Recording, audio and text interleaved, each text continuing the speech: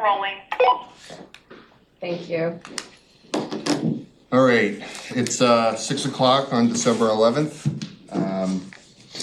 This is the Shellfish Committee, and there's a notice of recording.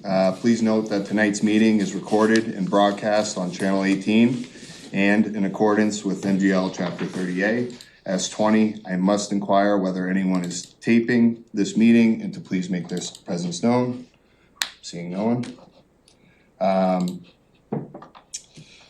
First, we're gonna approve the meeting minutes from October 9th. Can we do both at once or do them separately? It's up to you. You can do them separately or together. Okay. We'll do them together.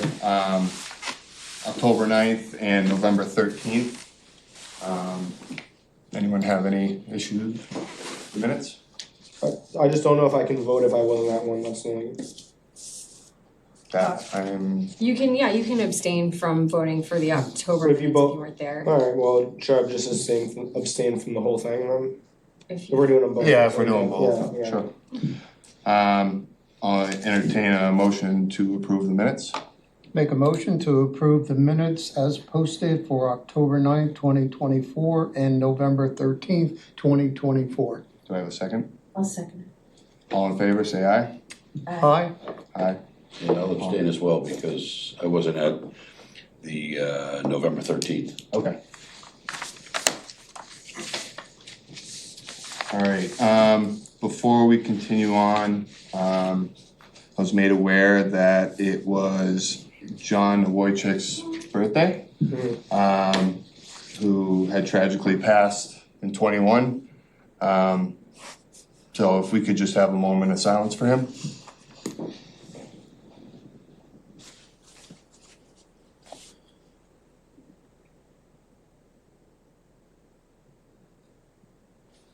Thank you. All right, up next, we have the Natural Resources Report from Amy. Yes. Close all tabs. What do I have? What order do I have this in? All right, so we have growing area updates. Of note, all conditionally approved areas in Barnstable Harbor will open effective December 15th on time. So with CCB 34.1, CCB 33.0, and 31.2 over by Millway to Indian Trail. This is a blow up of what that looks like at Scudder Lane. I should have information on the Mills River probably beginning of February. So, and that's the next opening that we would have slated. Does anyone have any questions regarding growing area updates? Lovely. Hearing none, we'll move on to monthly propagation reports. This is from shellfish biologist Liz Lewis. The propagation crew has been busy battening down the hatches for the colder months. 2/3 of the gear at Scudder has been removed, and the oyster seed that remains has been zip tied, closed in bags, and sunk deeper and moved closer to the remote set trays to make the closed areas smaller at Scudder, which always makes like the rec people happy because they get to dig the big quahogs that grow in the muck around the propagation area closure. There has been a lot of power washing and gear maintenance taking place as is tradition this time of year. All net cleaning activities are up to date. We've been working on onboarding the new technicians so they can keep detailed records of propagation activities and keep track of what needs to be done next. 1 to 2 days a week, the tides are taken up by helping with enforcement for oyster season. We do deputize them for that reason. So some of them are now Sunday, Mondays off, and some of them are Friday, Saturdays off, where normally in farming season, they work Monday through Friday. Just in the month of December, 1,082.43 packs of oysters were harvested. On average, 552 licenses are checked per week, with the largest week during Thanksgiving where 607 permits were checked. The Oyster Ugly program is underway and 7 leaseholders responded to the bid. The town will be purchasing a total of 24,700 oysters, totaling $8,645. This was over the $7,500 budget that was set, but we see it as a win-win for the farmer and the fishery. We've already received the oysters from a couple of participants, which was of note to some recreational harvesters today. Lastly, we held our Shellfish Appreciation Party, and it was incredibly successful, probably one of the best ones we've had. And since I've been to them for the past 18 years, I will also agree with that. It was very well attended. Does anyone have any questions about the propagation report? All right, moving on into year-to-date shellfish permit numbers that Alicia was nice enough to put together before she had her baby. We, in 2023, had 1,533 resident permits year-to-date, 1,471 year-to-date this year, non-resident permits 528, 441 this year, 1,068 resident senior, 1,058 this year, non-resident veterans up 2 to 55, veteran senior down 1 at 85, and seasonal permits are stagnant because they were no longer valid after September 1st. So year to date, we've sold 1,161 permits for a total of $160,000, $160,640. Yeah, I mean, that's pretty standard. We tend to sell between like 2,600 and 3,200 permits per year. Some years are better than others, and we are winding down a little bit behind this year than last year, but in my opinion, not really that far behind. So, does anyone have any questions about that? Okay. Next we have update on NG 035 was offered to the waitlist. The first person on the waitlist has expressed interest in it and will be filing an application soon that will either be up for review at the January or February Shellfish Committee meeting. So this is a site in Barnstable Harbor that was never issued to anybody. And since we had gone through all of the aquaculture regulatory change, it seemed appropriate to also therefore offer something to the waitlist at the same time. And we, as I had mentioned before the meeting started, I met with Hank and Shelley Senzali today, who have recently adopted 9 and almost 11-year-old girls who are very interested in the apprenticeship program. And so we're going to figure out how to make an application form, because that currently does not exist. And we're also going to figure out what type of documentation to show the 400 hours. Hank runs a very successful landscaping company. Commercial shellfishing is not his sole means of support. And so I think as the girls age, they'll be able to accrue those 400 hours over the course of probably 5 or 6 years, which would then actually put them in an age that would be eligible, at least in the state's mind, to get a commercial permit, because they won't issue a commercial shellfish permit to anyone until they're age 14. So we're going to work on that pathway and potentially have 2 new young people in the fishery by the time they reach the age of 16 to 18. And then they'll have 5 years of, paying those fees, or, less if they decide it's not for them, to determine if they like it. And then if at the end of those 5 years, if they're still in it, then we would at that point increase the closed fishery to have 49 people in it instead of 47. Deadlines for things. As most of you probably know, we are going through a massive online overhaul of our database, which has resulted in numerous growing pains in the form of nobody having the same links to pay for your aquaculture fees. If you have not already paid them, we don't have new links yet. The hope is that anybody that is getting a renewal for something will have that in their email inbox on the 17th of December. Either way, on the 17th, you should be able to come in and pay in person. Hopefully it happens sooner, but it hasn't been an easy transition. So by way of reminder, recreational shellfish permits expire January 15th, 2025. Renewals should be sent out December 17th. And at that point, you're eligible to purchase a 2025 permit. Not until the 17th can you renew your permit. So just want to make that abundantly clear in a recorded meeting. Are there any licenses available? Did anybody turn any in? So there were some people that paid their aquaculture fees prior to us going through this massive update of our system, and all of that is fine. But largely, no, it's just people that want to come in I'm and. talking about the commercial licenses. Nope, none of that stuff. None of that's been those sent out available. yet. Nope. If you still wish to purchase a 2024 permit recreational between now and January 14th, you have to come in and do it in person. If you're new to the fishery entirely, it's not a renewal, and you need a 2025 permit, you can purchase it online or in person starting December 30th. Commercial shellfish permit renewals and deadlines, your $5 placement fee and your renewal application completed, signed application are due by the end of the business day, Friday, January 31st. Failure to do so will result in your commercial permit being void and offered to the lottery.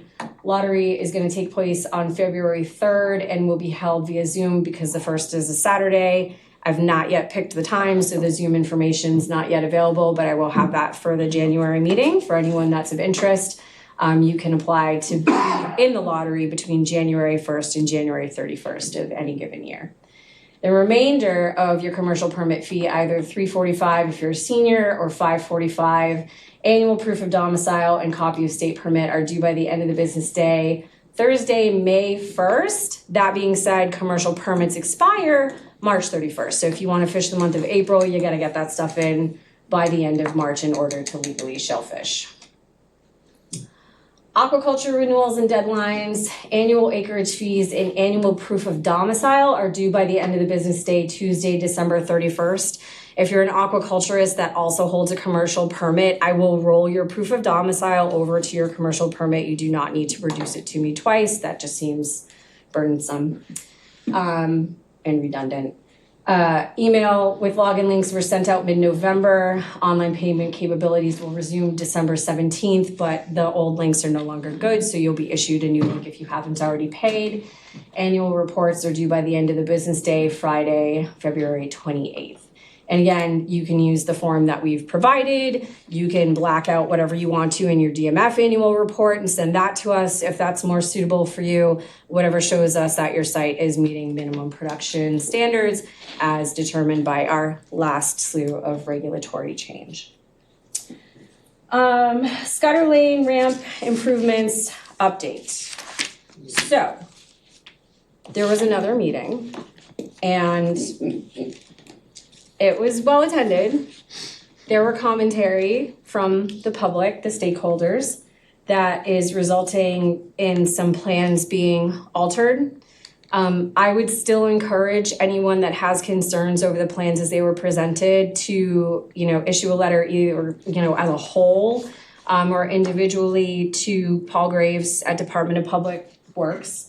I had asked for an update, and on December 4th, Paul Graves wrote to me, Amy, I'll coordinate with our consultant to address the stakeholder comments received in the public info meeting on November 21st. I'll notify you when we're ready to report back on that. So That is all I have to report. delayed again. Or ignored. Yeah, because their scheduled NOI was the 17th of this month, I think, To file it. or to file it. Yeah, but they can't But that now won't go because until, I don't know when it will go because they have to revise the plans, so you can't file a notice of intent without a set of plans. yeah, And if the and plans if they're are not. adjusting that. Exactly. So that's the only update that I have. If you have or want, more information, I would encourage you to reach out to DPW directly. But we'll just wait until they come out with the updated plans, pretty much, at this moment. I mean, I'm just I'll keep poking people, but it's kind of tough this time, especially this time of year leading up to New Year's, because people use the rest of their vacation time, their personal time, any time that they have to use so that they don't lose it. So there's not a lot of humans around. I think what you're saying is anyone that wasn't there would maybe Should probably look at the website. Even it's the same exact thing that we said there, just so they can get those emails and say, Yep. oh yeah, okay, I would. let's take it serious. Yeah, exactly. I would encourage that. Yep. And then the last thing, no, that's all under new business. Yeah. But that's it from you? I mean, that's it for me, unless anybody has anything else they would like me to talk about. Any other questions? All right, we'll go on to new business. First topic is fisherman harassment. Yeah, so this topic was not mine to put on the agenda, it was requested, so I would like this discussion to, A, be adult, be respectful. Obviously, there are some issues at hand. My say in this is I want to make very clear my jurisdiction is Shellfish Constable and staff's jurisdiction in terms of handling fisherman to fisherman issues. Failure to get along verbally is not my problem, you're adults. It's not any of my staff's problem, you're adults and should be able to handle yourselves as such. If somebody is threatening your life, it is directly a police matter. It is not a call your Shellfish Constable matter unless you just want like an incident logged for it, that's fine. Boater safety issues are to be reported to the harbor master directly. They are the ones who have jurisdiction over boater safety. Anything else that amounts to like civil issues is just that, it's a civil issue, it's not handled by my department. Covering some fisherman harassment issues that we have seen evolve over the past couple of years in the recreational fishery. I would encourage anyone who has a recreational shellfish permit, if you see something that you think is wrong, call the office. Do not take it into your own hands to deal with. That often makes our job more difficult. We have staff on 7 days a week. We largely work around the tide. If the tide falls outside of normally scheduled business hours, we try our best to check the voicemails every 20 to 30 minutes. But you putting yourself into a situation that then devolves into even potentially needing the police to be involved does not make my ability to enforce violations to the shell fishery any easier. I do acknowledge that people have a right to free speech, but I also acknowledge the fact that some of the speech that is occurring out there on the flats are borderline hate crimes at this point. And I would just like people to try to rein that back a little if they possibly could. Also on that note, I would like to touch on shellfishing tribal rights. My understanding of tribal rights after having dealt with the tribe for a number of years, being given guidance documents from Division Marine Fisheries, is that only in instances of threat to public health is something actionable against a tribal member. They were the first people here. They have harvested year-round, around the moon, whatever days. They can abide by whatever limits they choose for their sustenance. They are not beholden to the regulations of the town. One exception to this is if a tribal member holds a transaction card and has the ability to sell the shellfish that they harvest into commerce, they do sign an affidavit with Division Marine Fisheries stating, just like any other wild harvester, that they will not commercially harvest from within a designated recreational area, of which there are 3 in this town.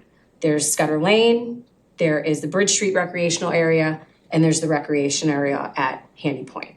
So outside of those 2 instances, no shellfishing from contaminated areas, areas that are closed for water quality, and commercial harvest from a designated recreational area. They're capable of exercising tribal rights over the fishery. So people can feel about that however they want to, but it is what it is. So learn to accept it.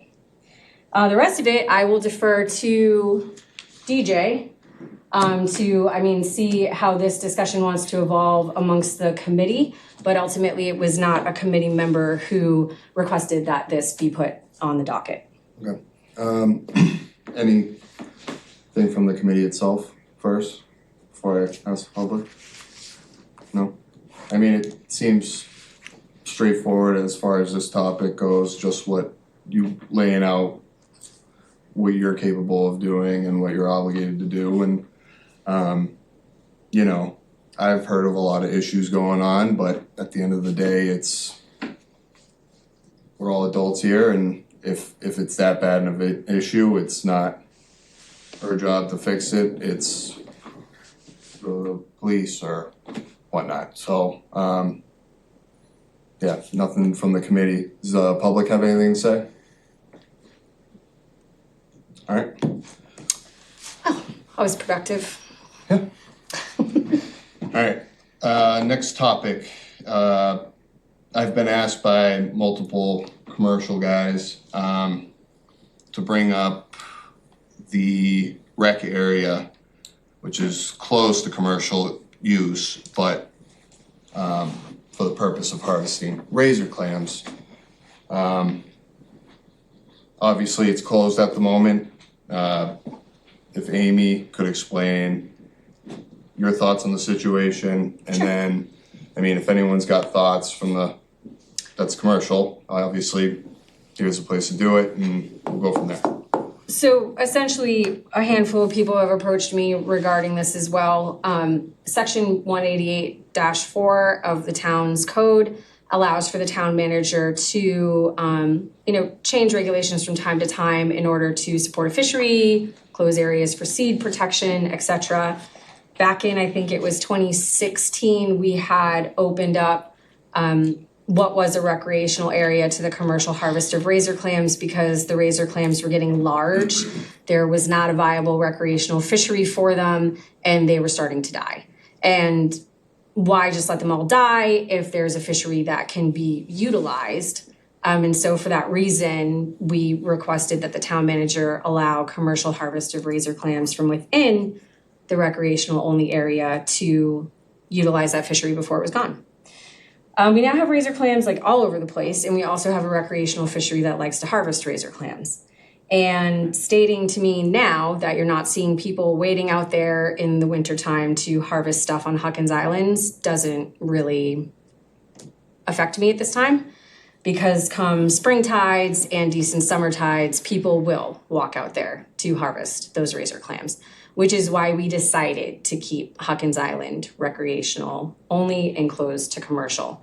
The closed to commercial zone within Barnstable Harbor has shrunk significantly in the past 2 years. And if at the end of spring and summer next year, we still see that the recreational fishery has not utilized that fishery, and they get to a point that we're going to lose them, then I would be willing to entertain that discussion and then approach the town manager about opening it up commercially in order to, utilize a fishery that's otherwise being ignored and on the verge of being lost. I just don't think that that's going to be the case, because on a decent tide in the spring and summer of this year, between 35 and 40 pecks of razor clams were leaving recreationally, sometimes in a tide from Barnstable Harbor. Wow, So that's a lot. I'm not willing to make that request to the town manager because I don't feel the rationale for such is there at this time.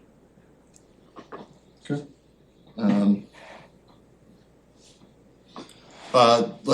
Let me just do the committee first. Any thoughts within the committee, Jake?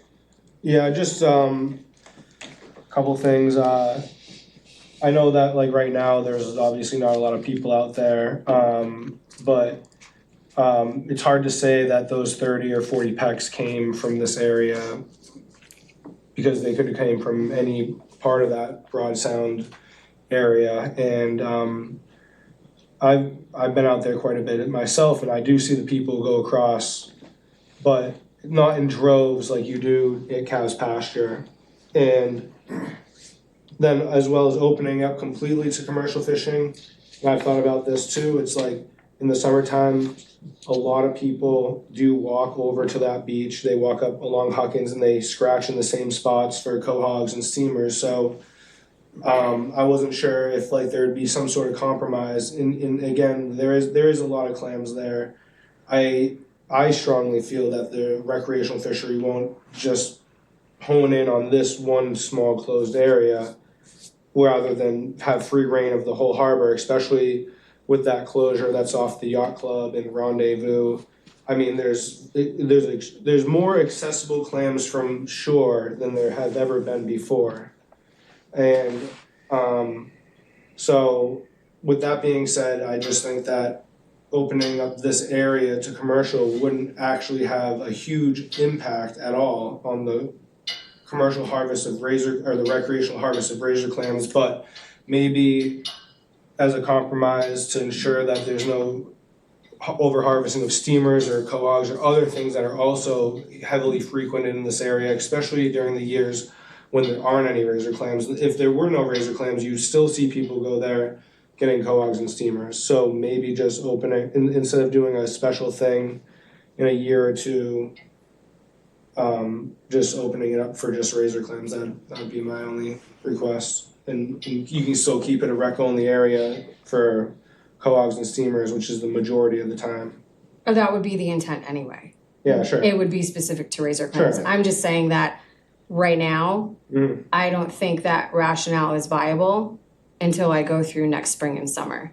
Because all those droves of people going out to Scudder and to Harris Meadow right now are seeing all your boats out there and are asking what you're doing and are then asking if they can go out there for razor clams. So just two things I'd like to say. One would be like maybe a request in a way that if you saw this go to the point that they're not being harvested and then you needed to do another special thing to open it, would you consider, instead of doing a special thing to open it, just say, you know, this has happened quite a few times where this area isn't utilized, and just instead of doing it a special thing, because the horseshoe crabs and the birds and the ducks, they also do take a toll on it at this time. So while we're waiting for it to open up to see if the recreational people take a toll on it, the animals are also taking a toll on it. And then another thing I would like to say is, you know, there are razor clams east of the yacht club pier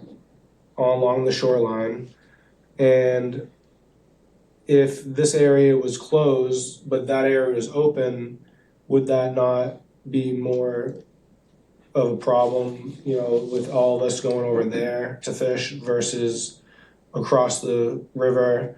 And now you have recreational people on a Wednesday and we're out there working, it's open. I just think that there's plenty of space, that's all. So I think once that area that's closed east of the yacht club opens, that's open to everybody. Yeah, so it's anyone no big can, deal. it doesn't matter. Anyone can go there. You can go, it's just like, you know, Yeah. an opening at Rendezvous. It's open Yeah. to everyone. What about like opening it and making a little bit a razor only rec area in front of the yacht club in exchange for this razor only, not razor only commercial, but open to commercial, so that they're not losing anything. But then also at the same time, you know, we all show up there to go spray in front of the yacht club on a Wednesday, or is that gonna cause you problems with people saying they're taking all our razor clams and these are the ones we get? I'm just not interested in further revising an already decimated, closed to commercial area because of fears that animals in the recreational fishery might get at something that you see as financially viable right now. Sure, fair enough. There's plenty of space out there. Yeah, there is. I'm willing to roll it through spring and summer. And I've already decided with the support of my department that I'm not requesting anything such. But through 188-4, which is now what manages those types of openings, it doesn't have to be like a 60-day thing. So you can pick. Yeah, Okay. it just has to, you know, it just has to be vetted through the So town something manager. to put on the back burner for now. Yeah. Sure. We'll watch it. With potential, you know. I understand everyone wants it, and we'll watch it. Anyone from rec, like, do you, any No. comments? No comment at Candy? all. Alright, public, any comments? I'm just gonna say, basically, if it was open to us, there's no way we'd devastate it to the point it would be unviable to the rec people. There are millions on top of that thing, I mean, millions. So, just like you, like a lot of these guys been in the same corner for what, 2 months? Yeah. And they're still there. Yeah. So, I mean, if that whole expanse was opened up, it would spread everybody out, there'd be no way they would devastate it. So the rec people wouldn't have anything. Tyler? Yeah, once the water warms up quite a bit and the green crabs get back to doing what they do, I think we should revisit it, because like every day of the summer, I'd cruise in on that bank just to kind of like look at the clams, and you just see like waves of green crabs, and they all had razors split in half, chowing down. So it's, yeah, once we see The horseshoe crabs did a lot. the horseshoe crabs too, yeah. So yeah, I don't know, midsummer. Still And the ducks. Oh, the ducks are chowing down right now. Yeah. But yeah, once we get some warmer water temps, maybe we should revisit it, cause there are, so like, after a commercial fisherman is done working an area, steamers, cohogs, razors, whatever you wanna work, there's always gonna be a bunch of scraps that will make a wreck fisherman more than happy. So I just don't see, you could get all 47 guys out there, and I just don't think. Well, we'll revisit it at a later date. Okay, cool. Yep. This summer or something. Alright. And then last on new business, razor clamming regulations, temperature restrictions, minimum size limits. Yeah, If you wanna go so through that. our temperature restrictions for 28 degrees, no dry digging, serve soft shell clams and serve cohogs well, but they don't serve razor clams well. And so I would like to adopt the temperature restrictions to razor clamming in that, you know, squirting for holes, digging for razor clams would not be permitted in an area that is dry at the moment that you're there, at 28 degrees and below. I think it's reasonable for seed protection, and it's something that I just, you know, want to bring to the committee for discussion, along with a potential minimum size limit for harvestable razor clams. 4 inches has been brought up as like the, you know, kind of minimum size at which they're capable of spawning. So I think that's viable. I think it's also probably like the minimum size at which they're worth anything at all, market value. Anything smaller than that, and it's just ridiculous. And they probably haven't had an opportunity to spawn. So I would just like to know the temperature of those types of suggestions by this committee. You wanna go first? I'll say, as the size goes, for commercial guys, we can't take small ones anyways. They won't accept them. So we almost got a built-in size limit. So it's roughly 5 inches. Yeah. I mean, we don't take 4 inches, we wouldn't take, Yeah, the true they'd throw us out the It door. would be, the 4 inches would be for the recreational people. At 4 inches, if they were 4 inches, we wouldn't be fishing on them. It'd be, We would leave. Yeah, I just don't think I would adopt like a size restriction on a recreational fishery that I wouldn't also implement. no, it could be, no, I'm You know what I saying, mean, no, you like can this implement to both minimum of them. size limits You can- for You can things say it's 4 pretty inches for standard. both sides, for both, it's completely fine. What we're saying is, we're never even gonna, you're never gonna actually have to measure commercial fishermen's razor clams because they're not marketable at 4 inches commercially. Do you think then 5 would be more appropriate? No, because then at 5, you're really, that's a really good size. 5 inches is a very good size. Realistically, like measuring them, watching them to grow up, you know, even like 4.5 is small. 4 3/4 is okay, and then when they're 5, they're great, but not 4. But you can still put the 4 down. Rest assured that the commercial fleet was not going to harvest at 4, but it would protect the ones that the recreational people are going after. It would give more clear guidelines. Yeah. Would it make sense to be consistent though and have Yeah, the no, same the 4 size? inches for Yeah, both. I'm just yeah. saying Well, that I'm we're saying not 5 gonna. inches for both. If No, it because sounds like a the- 4 incher isn't the right way to go. Because a 5 inch razor clam has been ready for quite a while, and they don't all grow up quite at the same time. So you're gonna have 4.5, some 4.5 inch clams, and some 5 1/4 inch clams in there. So 4 inches is when they spawn, or that's what we've been. So. I think that 4 inches. The problem is really, this isn't being brought up because of the commercial fleet. This is being brought up because of the recreational people that go out and catch undersized razors. Right, take whatever. So just 4 inches, there you go. You get your pack of 4 inch razor clams, and then when they start to get bigger, then we will start to fish on them, but not until they're much bigger than 4 inches. You know, 5 inches obviously would be great, but then you got to take into the account of nature and stuff like that. If you wait too long on a set of clams, they'll get eaten by the animals, or a freeze comes, or I've seen the tides change and all of a sudden a bar that was there isn't there anymore. So I have a question. Yes. How easy is it to replant them? You harvest them, Possible. Yeah, you have to basically put them in water and then they have to, they swim about They and then swim they and dig they- themselves back in. They It's take kind off. of like They when do. you take an undersized seed quahog and you chuck it in the water and it replants itself. It's not like a soft shell clam where you have to put in the labor They call them to razorfish. plant them Okay. for them. Yeah, They swim they do. Yeah, like a scallop almost. So 4 inches, Yeah, 4 inches, reasonable. Okay, so I'll draft, and then 28 degrees. 28 degrees. I would say 28 degrees and below should be closed completely to razor clamming. Even In the if you're in water. the water. Yeah. Yes, Tyler?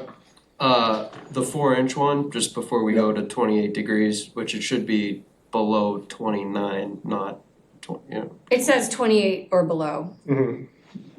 so that's So it means 28 or technically okay, below yeah, yeah. 29, yeah. Same thing. Rewording. Yeah, it's, the way it's worded. The in- 4-inch thing, does that include the 5% rule? Yeah, Oh, yeah. 5% is 5%. Yeah. I'm just double checking. where do you measure the temperature? So it's typically a combination, like we all have, temperature guns for the purposes of assessing temperatures in cars when people like to cook their pets in them. We all have just like hand mercury thermometers. And then most of our trucks tell us what they thinks the temperature is, as do all of our phones. So it's a kind of combination of those things to make a best educated guess. But it typically is something that you have to decide when you're in the field. And literally you could show up and it's 26 degrees at 7 o'clock in the morning. And by the time 8 o'clock in the morning arrives, you're 32.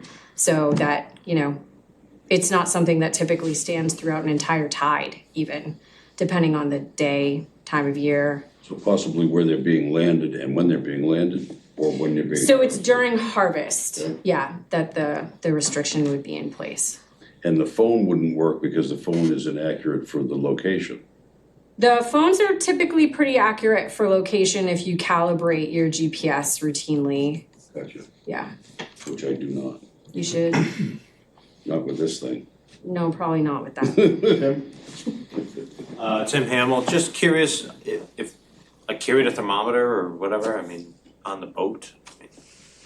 So that you could argue Yeah, with just, me if I'm. no, telling I'm not you. arguing, but you guys are, I would imagine that my phone would say something different than. Yeah, I mean, somebody if you on wanna the lane. carry a thermometer with you, sure, like that's part of the reason that, we have to do temperatures sometimes for Vibrio compliance, we have to do it for animal control, so we have a variety of thermometers that we all Yeah. kind of carry around on the regular. And if we feel that what the truck is saying and what the phone is saying is not really what we're feeling when you're outside the truck, then you have your actual thermometer to test as much. The point thermometer really kind of focuses on the temperature of whatever you, point it at. So not really viable for that reason, but the handheld little mercury thermometers are pretty straightforward. As long as you don't hold it like this. Yeah. The other thing too is that those types of thermometers will take into account your wind chill because you're standing outside physically with it. So it oftentimes is it's a balance between those things to make a best, it's not gonna be an exact science, but if there's a question, then it's probably too cold for you to be doing that. Yeah.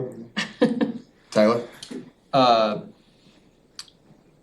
When we follow the sunrise sunset rule, and it's based on the tide charts you give out. I'd spoken with a couple people and they mentioned that instead of leaving it up to question, because what we had just talked about doesn't sound enforceable in the least bit. Maybe it's 40 degrees over by Connor and it's well, all right, that's a big gap, but you know what I mean? Or if it's sunny above me and cloudy over there, there can be big temperature fluctuations. I would suggest that there should be a widget on the town website that says temperature, maybe at a post on the south side and a post on the north side. That way it's all right, it's too cold, no one should be out there. Yeah, what is the concept? It's actually And then you don't have to convey not a that. bad idea. Yeah. It's actually not a bad idea. 'Cause you guys And have then another that's site. also something that's similar to the fact that in our definitions, you know, sunrise and sunset are tied to that tide calendar. It's something that temperature could be directly tied to that as a definition of temperature, and then would be actually enforceable. I'm just imagining being out there like, okay, pick them up. Yeah. Yeah, Oh, I know. no, stop. Yeah. Pick 'em up. Yeah. So No, I get that, yeah. No, it's a good suggestion. When you're checking 3 different weather apps and like 2 of them say it's okay and 1 of them doesn't. And Yep, Yeah, just one thing that everyone can go to. to defer and- to. Yeah. Yep. Jake, getting back to what you said before about the razor clams, what is the optimal size for breeding so we don't interrupt that cycle? Well, I'm not exactly sure, but Amy think says anybody 4 is. inches. It- But I can tell you if I had to talk about the breeding of razor clams, from what I've seen, or I did a stint surf clamming last spring, and we fished out in Cape Cod Bay and east of Truro. From 80 feet, every tow we ever did the whole time, there's razor clams in every single one of them. Some way more than others, but there is always razor clams present in wherever we were fishing. So, you know, I firmly believe that the majority of these sets that we see in the harbor are from bigger spawning activity just outside the harbors that actually come in with the tides. Because and you can also see, like when we were fishing, I have pictures I can share maybe if you'd like to see them, but there'd be razor clams this big and razor clams this big, all everywhere. And when the surf clam dredge comes up, it comes up on a ramp, and the water washes through it. That's just in the dredge, and they shoot down. Well, where the cage is, the spaces between the cage is about this big. Small quahogs, razor clams, all this stuff falls like on the deck underneath the cage, not where it's dumping, and you can just see. So I think that the razor clam size more than just protecting the spawning stock. It's more about making the best of what we were given. If they're a bigger size, there's less per basket. So there's more clams to go around. If the same clam, if we're going regulated by volume of how many we're taking, if it's a bigger clam, then we're taking less clams per limit. Right, okay. All right, thanks. Like, there's very few studies on it, but largely it falls within like the 4 to 5 inch range. Okay, thanks. And of the shellfish, I would say that they're probably on the shorter lifespan. When you say, Yeah, it's one of those weird things. It's like that CMR that exists for bay scallops that's not based in science at all.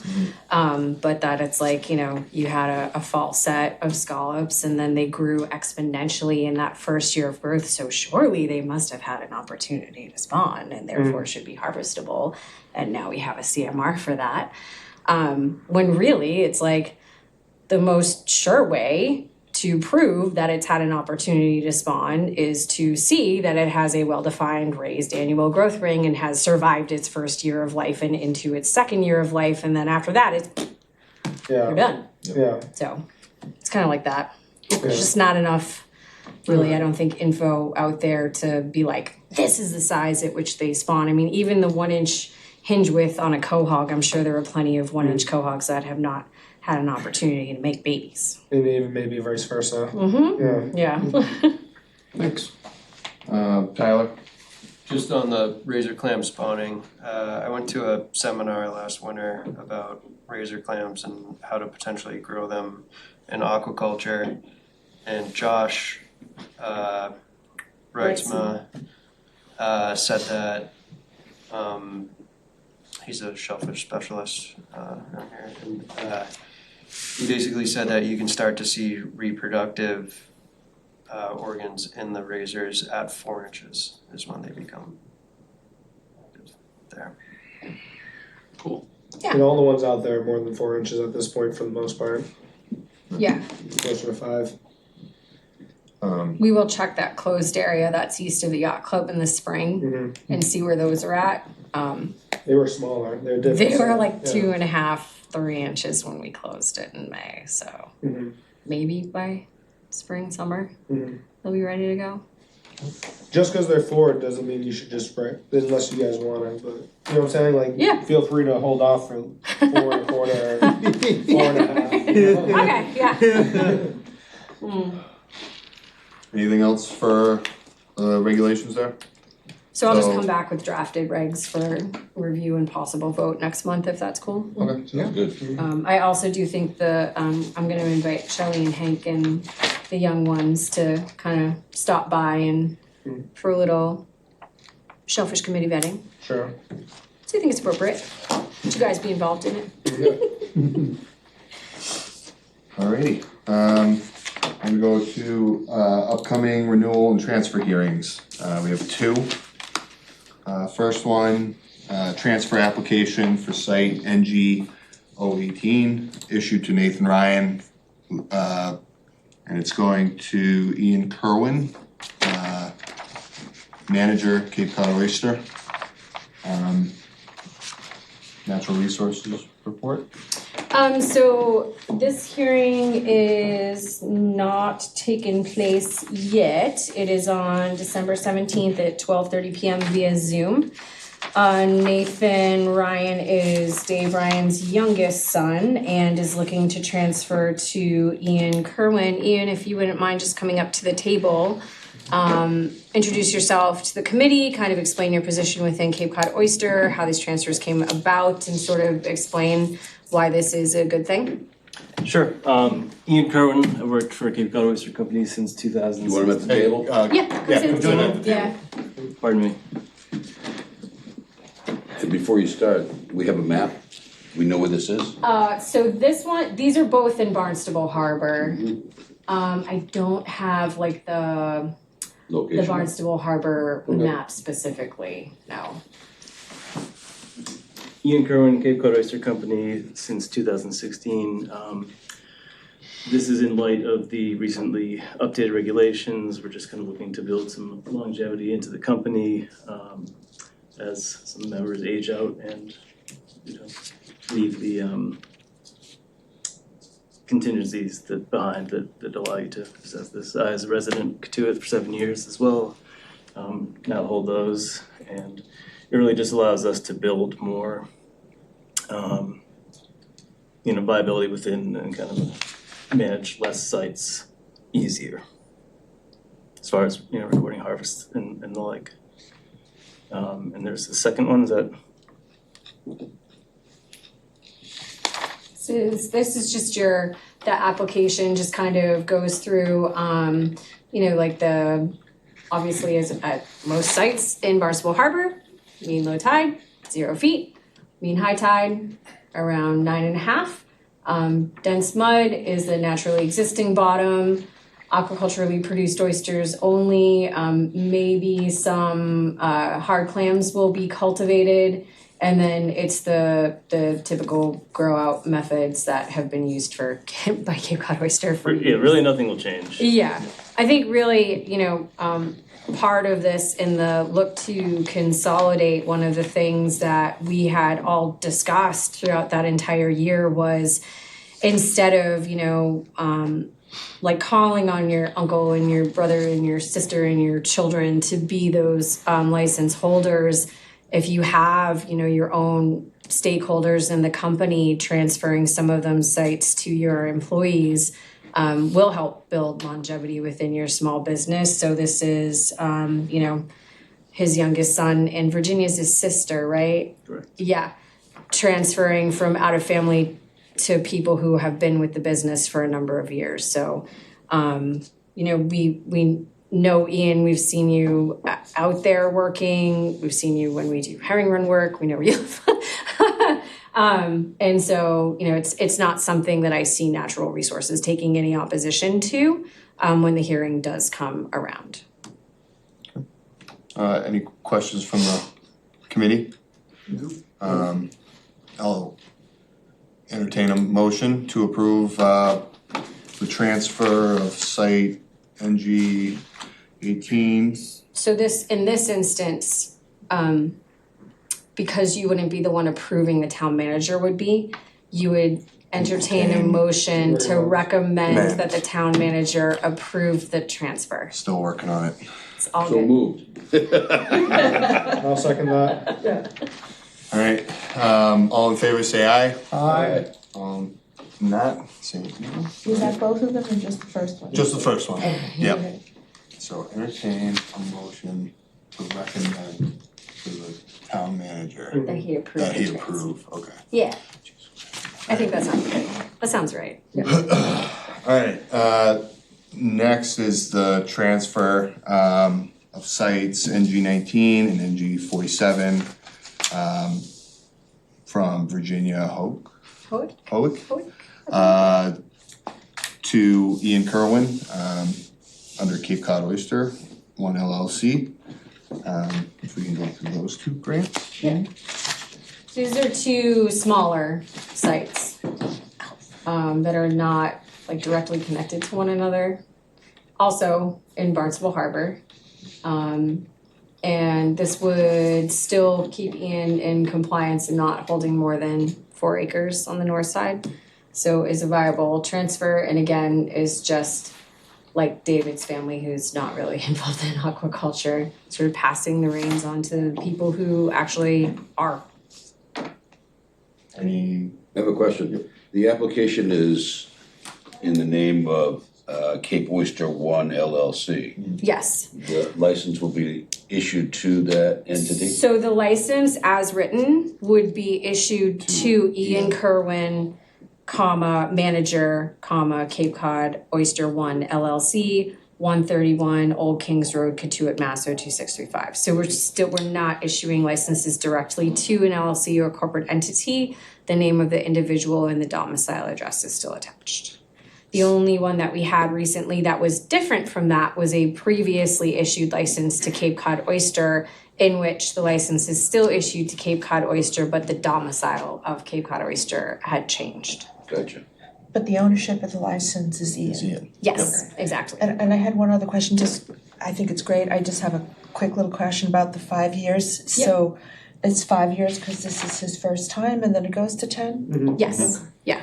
Yep, you're only When he eligible asks. to ask for 5 years. You could ask for less if you want, but that would be weird, because nobody does that. And then after the first 5 years, you can ask for up to 10. Nobody asks for any less than that. So, yeah, it's 5 for the first and then 10 after that.